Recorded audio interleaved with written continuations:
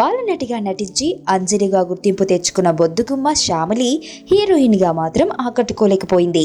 Tollywood cinema ఓయ్తో హీరోయిన్గా entry ఇచ్చిన శ్యామిలి ఈ సినిమాతో ఆశించినంత ఫలితం రాకపోవడంతో కొన్నాళ్ల పాటు సినిమాలకు దూరంగా ఉంది.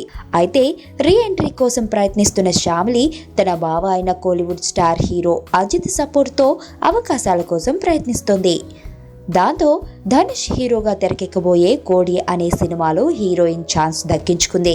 త్రిష మెయిన్ హీరోయిన్గా నటిస్తున్న ఈ సినిమాలో శ్యామిలిది second heroine role.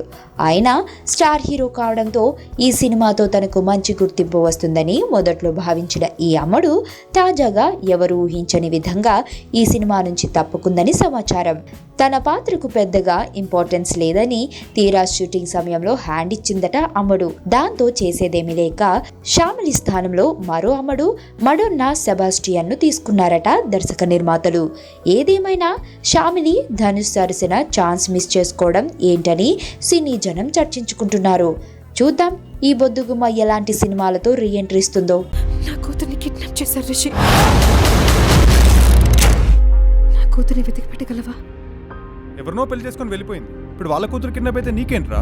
2 months back ఒక చిన్నపిల్ల కిడ్నాప్ అయిందండి. కిడ్నాపా? ఎప్పుడండి? మీరెవరు? నువ్వెవరు? ఎవరు మీరు? ఎక్కడో అమెరికా నుంచి వచ్చి